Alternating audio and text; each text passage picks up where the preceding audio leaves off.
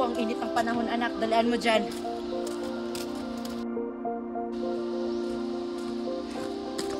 Mami, can we just rest muna? It's so nakakapagod na kasi. Ang OA mo naman, anak. At saka may pa-English-English ka pa talaga. Dalian mo dyan. Saan ba kasi tayo pupunta? Di ba I told you, kukuha tayo ng isda. Yung daddy mo kasi, hindi bumili ng pang-ulam natin mamaya. Kaya manguhat na tayo ng isda, anak. But Mami, I hate fish. Nagsusuka ako. Diyos ko, anak, ang arte-arte mo talaga. Eh ano kakainin mo? Wala na tayong ulam sa ref. Can we just buy na lang ng ulam, Mami? O Diyos ko, anak, nandito na tayo. Dapat kanina ka pa nagsabi. Dalan mo na nga dyan, tara na.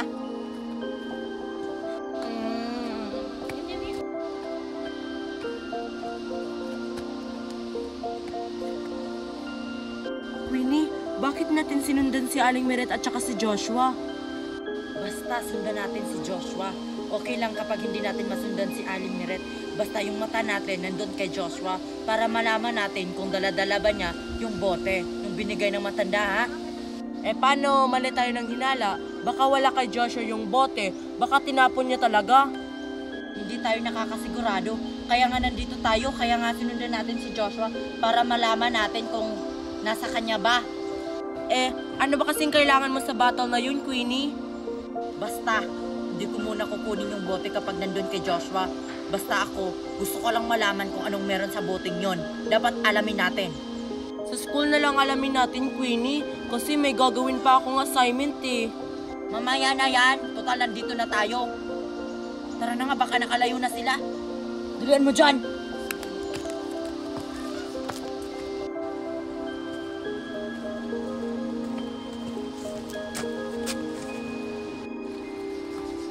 Mami, look! Ano yan? Ha? Asan? Ayun oh. Oh my God, anak. That's a papaya. Ano? Gusto mo yon? Kunin natin. Nakakain ba yan, Mami? Yes, of course, baby. Favorite ng daddy mo yan. Ano, kukuha ba tayo? Hindi na. O tutuloy na tayo dun sa ilog. Okay, Mami. Kumuha ka ng isa. Ah, sige anak, kukuha na si mami. Basta dyan ka lang ha. Alam mo namang nandito tayo sa gubat, baka mawala ka pa dito. Dapat nandyan ka lang sa tinatayuan mo ha. Makinig ka sa akin. Okay, Mami. Mag-iingat ka. Parang hindi pa yan pwedeng kunin. Hello pa. Ah. Hindi ko maabot.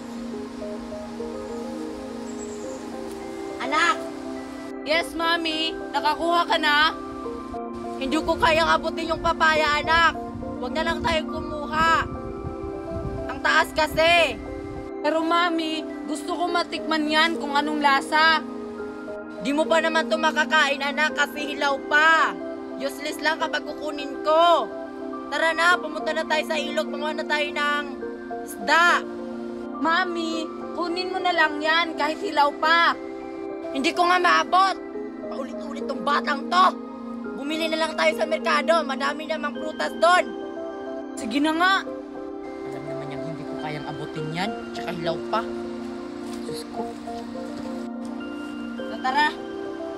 Sa merkado na lang tayo bumili ng papaya. Marami doon.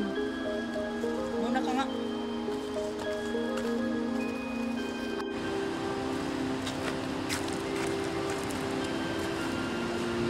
Mami, it's so init. Oo nga anak, ang init. Sumilong ka na lang doon anak. Para hindi ka mainitan. Ako na lang kukuha ng isda. Sige, Mami. Sana makahuli tayo ng isda ngayon. Para may pangkulang kami. Sana makahuli si Mami ng isda dun para may pang-ulam kami.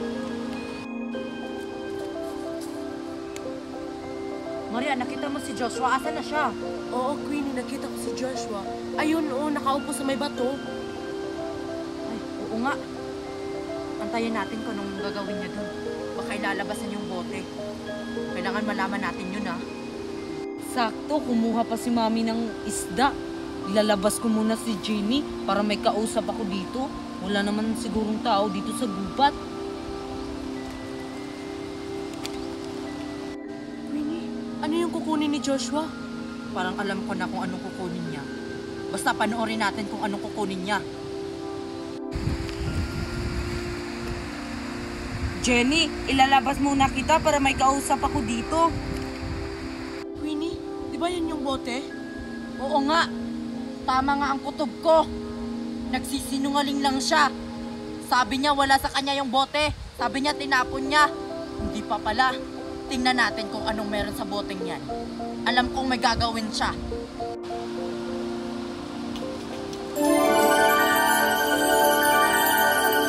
Panginoon, bakit niyo po ako pinalabas, Panginoon? May pangalawa na ba kayong kahilingan? Pinalabas lang kita, Jenny, kasi wala akong kausap dito sa gubat. Wala ka bang kasama dito? Meron, yung mami ko, pero kumuha pa siya ng isda. Hala, Queenie, ano yung lumabas sa bote? Diba Jenny yun? Napanood ko kasi yan sa TV. Yung mga nasa bote, mga genie. Yung nagbibigay ng mga wish. Anong gagawin natin? Nung nalaman na natin yung tungkol sa boteng yan. So anong plano natin nung nalaman na natin? Dapat makuha natin yung bote sa lalong madaling panahon, Marian. Kasi may mga kahilingan ako na dapat kong tuparin. Pero masama yung binabalak mo. Hindi atin yung boteng yun. Kay Joshua yun. Okay lang yan. Dapat makuha natin yung boteng yun. Sige na, kunin na natin, Marian. Aber, paano, Queenie? Basta, may plano ako. So, alam mo na. Tara, dun tayo. Bilan mo. Ay, akala ko pa naman na mag-wish na kayo. Hindi muna, kasi wala pa akong naiisip na pangalawa kong wish. Pwede ka namang humiling na maging pogi ka. O di kaya'y maganda. Na hindi na ako kailangan ng ganyan, kasi kontento na ako kung anong meron ako. Wala ka na bang ibang hihiling sa akin, Master? Meron, pero hindi pa ngayon. Ganun po ba? Ay, teka lang, Master. May nararamdaman ako. Parang may nagmamasid sa'yo dito sa gubat. Diyan ka muna, Marian, ha? Titingnan ko muna sila. Sino naman? Wala namang katao-tao dito sa gubat. Kami lang dalawa ng mami ko. Meron talaga, Master. Dalawa sila. Sige, Jenny, bumalik ka muna sa bute. Babush! Sige, Jenny, dyan ka muna. Babalikan ko muna si mami kung nakakuha na ba siya ng isda dun para may pang-ulam na kami.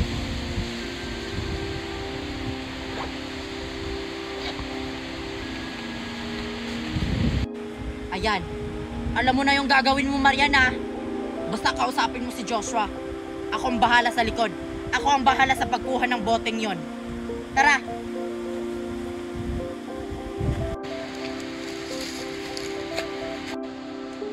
Joshua, teka lang! O ano yun? At saka, anong ginagawa mo dito sa gubat? Naghahanap kasi ako ng prutas dito sa gubat. Tapos nakita kita, kaya tinawag na lang kita. Ganun ba? Wala kang kasama? Wala eh. Hindi kasi sumama si Queenie. Ganun ba? Sige, Marian, puntahan ko muna si mami. Saglit lang muna. Bakit? Ano bang ginagawa mo dito at saka yung mami mo dito sa ilog? Kumuha kasi kami ng isda kasi wala kaming ulam mamaya. Bakit hindi mo siya tinulungan? Sabi niya siya lang daw. Ganun ba, Joshua? Sige, Joshua, hahanap po na ako ng prutas. Sige, mag-iingat ka, Marian.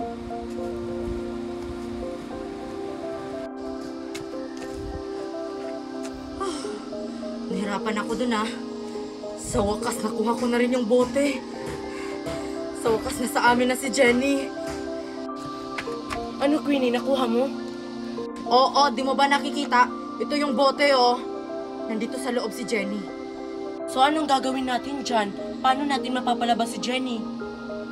Hindi ko alam paano yung ginawa ni Joshua.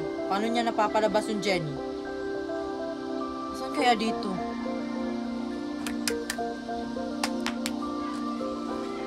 Hindi. Parang kinuskus ni Joshua yung bote, Queenie. Kuskusin yung bote?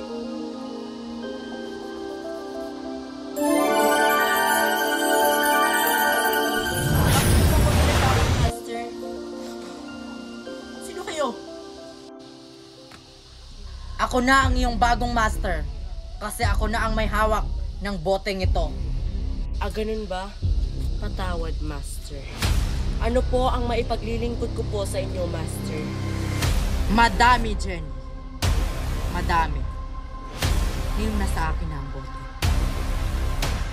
Matutupad na lahat ang aking mga kahilingan.